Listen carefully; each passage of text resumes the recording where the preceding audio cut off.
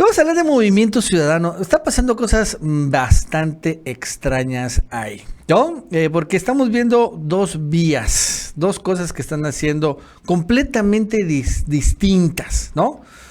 Por un lado, Movimiento Ciudadano el día de hoy renuncia a las candidaturas al gobierno en este año. En este año acuérdense que van a competir, no, quíteme eso todavía.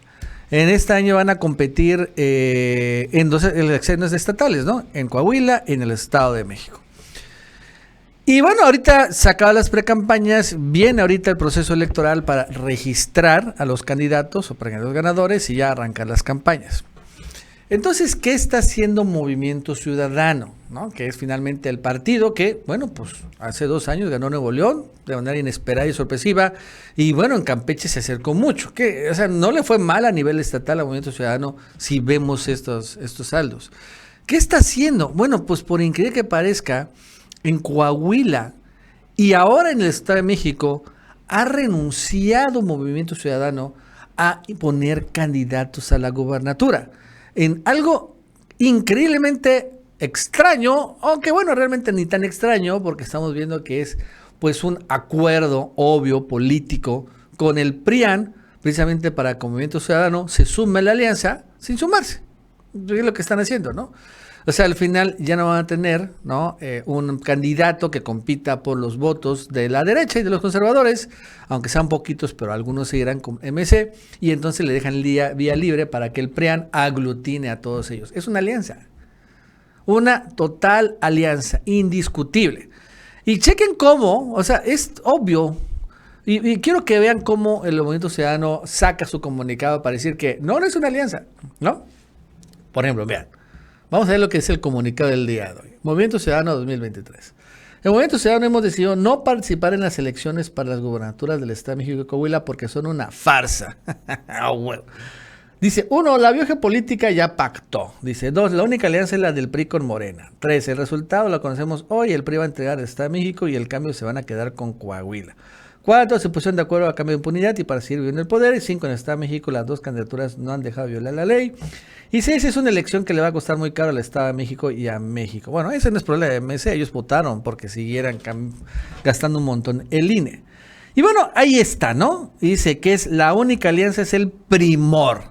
Pero ellos renuncian, o sea, hay lo que realmente es sorprendente, ¿no? Ahora sí, ¿no? Ellos renuncian finalmente para ser candidatos y le echan la culpa a Morena, ¿no? Ellos renuncian para que el PRIAN obtenga todos los votos y resulta que los malos son los candidatos de Delfina y Armando Guadiana, ¿no? O sea, estos son esas cosas que honestamente nos choca, a mí me choca ese tipo de cosas, ¿no? Esta total simulación absurda y sin sentido. Pero bueno, que finalmente lo hacen con una manera, ¿no? Bastante obvia, evidente, para pues aglutinarse a los conservadores.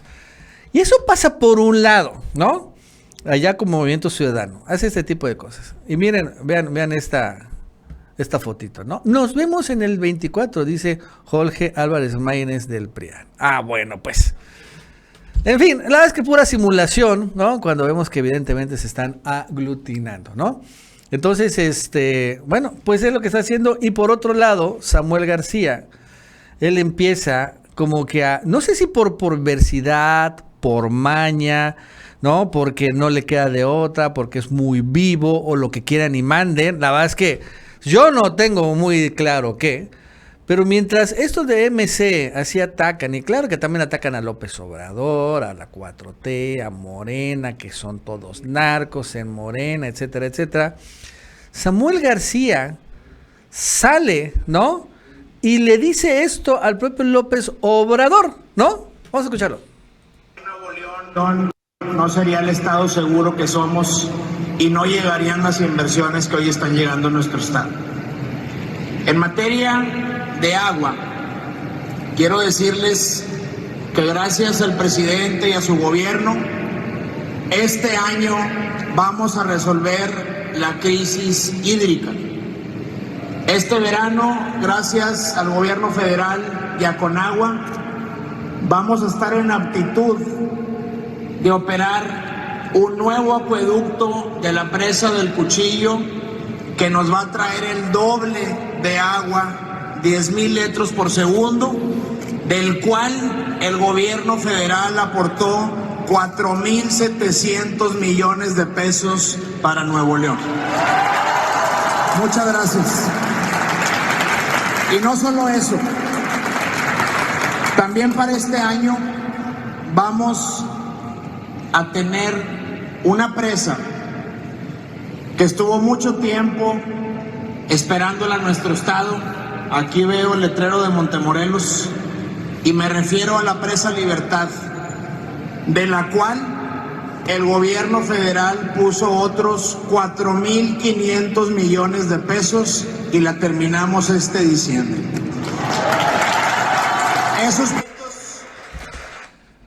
Bueno, y ahí está, finalmente, ¿no? Esos contrastes de Movimiento Ciudadano. Bueno, vámonos a la línea. Vamos a hablar con Mario Yergo, el representante de Morena ante el INE, pues para ver lo que está pasando en este momento con el Plan B.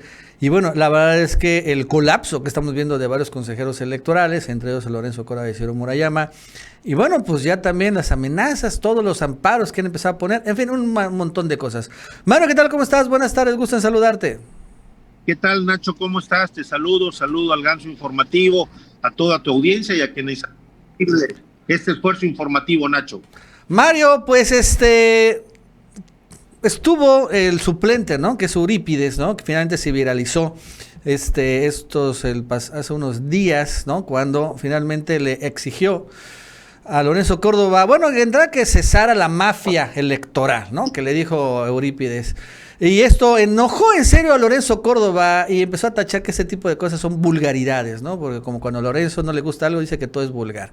¿Cómo viste, cómo sientes que están las cosas al interior del INE ya con el Plan B en acción? Bueno, hemos nosotros señalado que de manera permanente y sistemática, y lo subrayo, esta mafia electoral encabezada por Lorenzo Córdoba Vianello y Ciro Murayama, pues traen la piel muy sensible. Hemos señalado que nunca han actuado como árbitros electorales. Nunca ha sido la bandera de ellos atender los principios democráticos que son imparcialidad, la certeza, la máxima publicidad.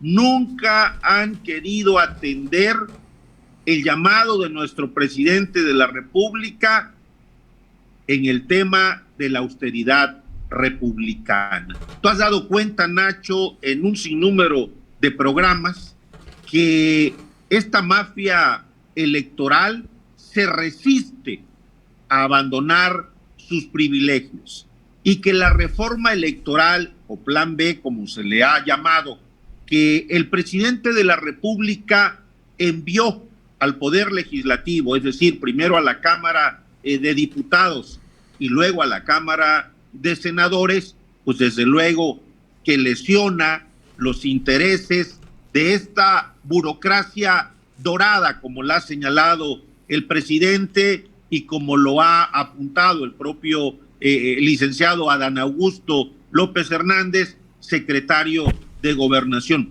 ¿Qué defienden, Nacho? ¿Por qué van a acudir a la Suprema Corte de Justicia de la Nación una vez que con la publicación en el diario oficial de la Federación que se ha publicado esta reforma, pues seguramente van a interponer el recurso tanto de controversia como constitucional como acciones de inconstitucionalidad, porque lo que esta reforma rescata es que tenemos que tener un órgano electoral a la altura de las circunstancias, imparcial, desde luego que trastoca los intereses de esta burocracia dorada. Ellos han venido construyendo una falsa narrativa de que si el INE desaparece, que si esta reforma del presidente de la República, que fue aprobada en la Cámara de Diputados y en la propia Cámara de Senadores, pretende que el control lo retome nuevamente el Estado. Nada más falso, Nacho. Quiero darle un dato a quienes nos ven y nos escuchan. Ellos construyen esta falsa narrativa y hacen inferencias matemáticas de manera dolosa y falsa. Decirle a los quienes nos ven que lo que se toca en esta reforma del presidente es esa burocracia dorada que tiene bonos y primas vacacionales por el orden de los 55,000 y 75,000 pesos, que son los vocales ejecutivos de organización electoral y de capacitación que conforman las 32 juntas locales del INE en cada una de las entidades federativas. Y plantea el presidente que estos 5 vocales en cada una de las entidades federativas se reduzcan a solo 3 y que estos mismos 5 vocales que integran las 300 juntas distritales en el país pasen de 5 a solo 1 vocal. Decirle también a quienes nos ven y nos escuchan, hay alrededor de 17,500 trabajadores del Instituto Nacional Electoral y lo único que se pidió y que pidió el presidente en esa iniciativa es reducir a esa burocracia dorada que lo único que se dedica en tiempos no electorales es a responder correos electrónicos y a integrar directorios, porque la chamba la siguen haciendo los de abajo. La estructura operativa del Instituto Nacional Electoral no se tocó ni se tocará. Esos son los que andan en territorio, los que tocan puerta por puerta, los que capacitan y los que finalmente hacen la talacha. Esos que firman escritos, que firman oficios y que dan vistos buenos, esos se van. Eso ya quedó aprobado y evidentemente eso es lo que le duele a Lorenzo Córdoba y a Ciro Murayama. Y les duele también que en estas reformas a las leyes secundarias en materia electoral, ningún funcionario del Instituto Nacional Electoral podrá percibir más salario que el presidente de la República. ¿Qué otra cosa les duele, Nacho? Que finalmente el propio presidente del INE, Lorenzo Córdoba, y el secretario ejecutivo del Instituto Nacional Electoral, Edmundo Jacobo, eran los que orientaban, tripulaban y decidían el presupuesto del INE en la Junta General Ejecutiva. Eso se acabó.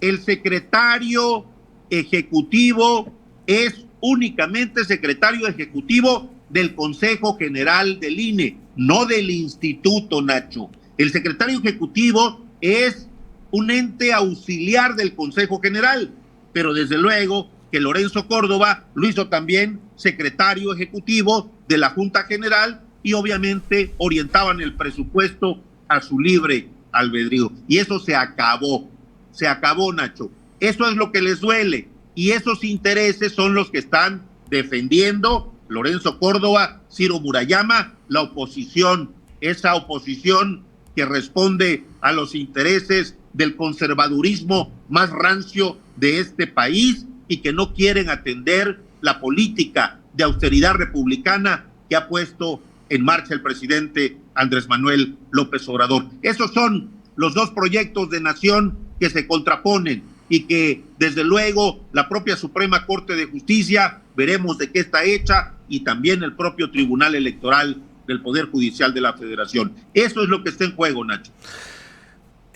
Fíjate que yo he visto, Mario, que empezaron a acudir al Tribunal Electoral, ¿no? En una instancia un poco extraña, incluso para que restituyan a Edmundo Jacobo.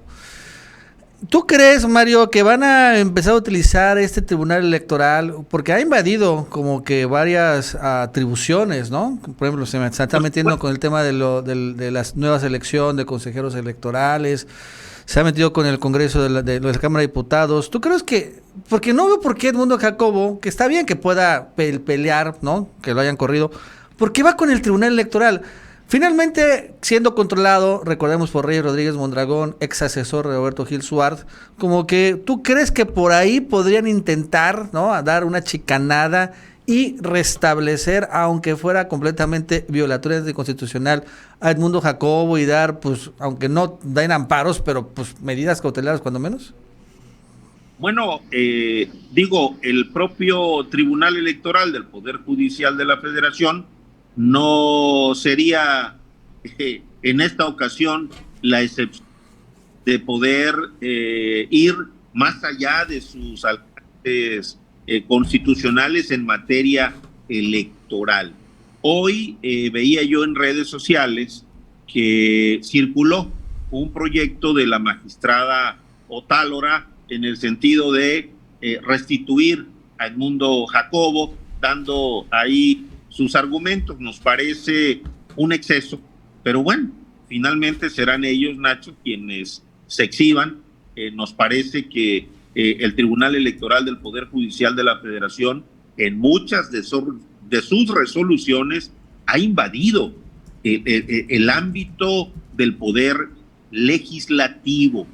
Nosotros hemos sostenido que la esencia y la creación dentro del marco constitucional del Tribunal Electoral del Poder Judicial de la Federación se circunscriba a la esfera electoral y de elecciones. Sin embargo, se han tomado atribuciones metaconstitucionales, las cuales no compartimos, Nacho, y no descartamos que en este tema, pues desde luego intenten, como lo han hecho en otras ocasiones, invadir la esfera del legislativo y restituir al margen de la ley a Edmundo Jacobo.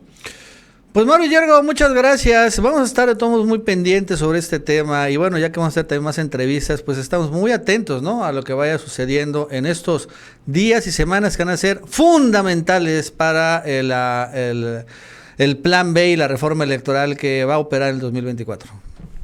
Te abrazo a la distancia, Nacho, y saludo a tu amplio auditorio. Buenas tardes. Gracias, igual, Mario.